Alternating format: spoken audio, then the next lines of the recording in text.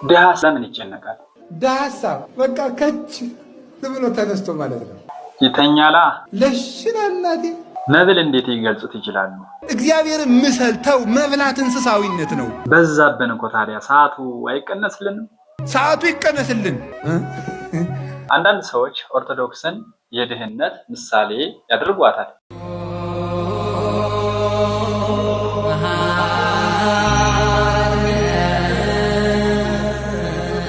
ሰላም ጤና ይስጥልኝ ውድ ቤተሰቦቼ እንደምን ቆያችሁ? እኔ ደህና ነኝ፣ የተመሰገነ ይሁን። ለቻናሉ አዲስ የሆናችሁ ቻናሉን ሰብስክራይብ፣ ላይክ፣ ኮሜንት እያደረጋችሁ እንታልፉ እየጠየቁ ይህ ቻናል እንግዲህ እንደምታዩት አዲስ ነው። ስለዚህ የማሳደጉ ስራ ደግሞ እናንተ ይሆናልና ቻናሉን ደግሞ በዋናነት ሰብስክራይብ አድርጋችሁ ደንበኛ እንድትሆኑ እየጋበዝኩኝ ዛሬ ወዳዘጋጀውላችሁ ቪዲዮ አልፋለሁ። እሺ አባቴ እንግዲህ ዛሬ ስለተገናኘን ደስ ብሎኛል። እንግዲህ ከዚህ ቀደም እንደምጠይቆት አንዳንድ ጥያቄዎችን እጠይቆታለሁና ለጥያቄ ምላሽ ማብራሪያ ስለሚሰጡኝ በቅድሚያ እጅግ አድርጌ አመሰግናለሁ። በዚህ ዓለም ላይ ሩጠን የማንይዛቸው 3 ነገሮች ብለው የሚያስቡት ምንድን ናቸው? በዚህ ዓለም ላይ ሩጠን መያዝ የማንችላቸው አንደኛው ገንዘብን አሳዶ መያዝ አይቻልም። ገንዘብ መፈለግ ጥሩ ነው፣ ነገር ግን እናገኘዋለን። ገንዘብን የሚፈልግ ሰው ገንዘብ ከሱ ይርቀዋል። ወንጌል ሲሰጥ ወይም ደግሞ ትምህርት ሲሰጥ ሰይጣን በሰዎች ላይ አድሮ ያስጨዋቸዋል ወይም ደግሞ ይጨዋል። ይህ ምክንያቱ ምንድን ነው ብለው ያስባሉ አባ? በነገራችሁ ላይ ትምህርት ሲሰጥ ወንጌል ሲሰጥ እንደዚህ ሰይጣን የሚጮኸው መረበሽ ሲፈልግ እንደዚህ ነው የሚያደርገው። እየረበሸ እኮ ነው። በእኛ ጸሎት ተቃጥሎ ሊሆን ይችላል። በእኔና በእናንተ ጸሎት ተቃጥሎ እንዳይመስላችሁ መረበሽ ፈልጎ ነው። ስለዚህ ሰይጣን ነውጠኛ ነው ማለት ነው። ማምላክን የዋ መስሏችሁ ተንኮሉን አታውቁትም እናንተ። ተቃጠልኩ ይላል። ምን እንበለው ታዲያ? አንዳንድ ሰዎች ሲያስተምሩ ሰይጣን ይቆምና ተቃጠልኩ ይላል። አዎ ትቃጠላለህ ይሉታል መልሰው። አይደለም መረበሽ ፈልጎ እኮ ነው ትምህርቱን። እሺ ወደ መጀመሪያ ጥያቄያችን እንመለስና በዚህ ዓለም ላይ ሰው ፈልጎ የማያገኛቸው ነገሮች ምንድን ናቸው ብለው ያስባሉ? በዚህ ዓለም ላይ ሰው ፈልጎ የማይደርስባቸው 3 ነገሮች ናቸው። እንዳትፈልጓቸው ስሩ ዝም ብላችሁ። አንደኛው ገንዘብ ነው።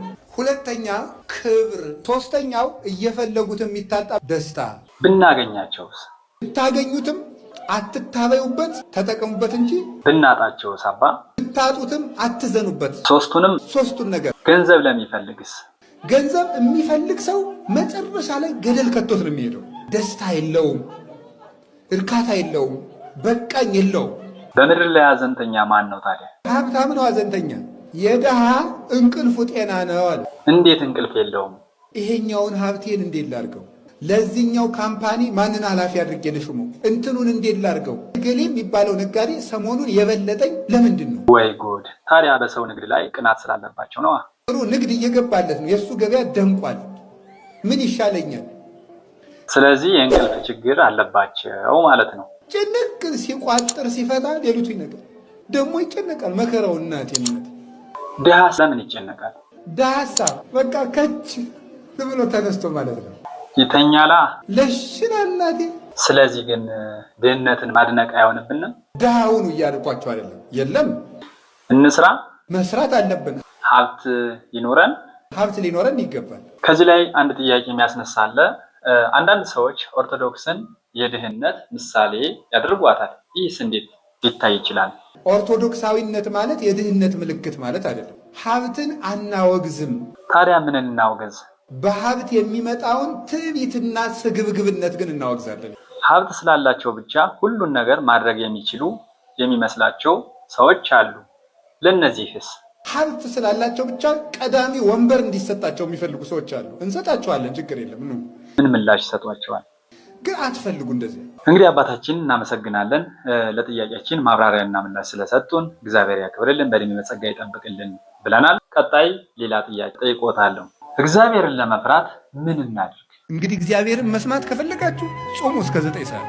በዛብን እኮ ታዲያ ሰዓቱ አይቀነስልንም? ሰዓቱ ይቀነስልን። ለጉዳይ ተሰልፈን ኑሮ ነው እንላለን። ወረፋው ረስሟል፣ እስቲ ይቀነስ። ወደ ነው ምን ይደረጋል? ኑሮ አይደል እያላችሁ ነው የምትሰለፉ። ስለዚህ ጾም ኑሮ ነው ልንል እንችላለን። እና ይህም ኑሮ ነው። እንግዲህ ኑሮ ነው። እስከ 9 ሰዓት ሰልፍ በሉ። እግዚአብሔርን ለማግኘት እንራብ። እግዚአብሔርን ለማግኘት እንደው ለምን ቀኑ ሙሉ አንራብ? ኦርቶዶክስ ላይ ሸክማችን በስቷል ማለት እንችላለን።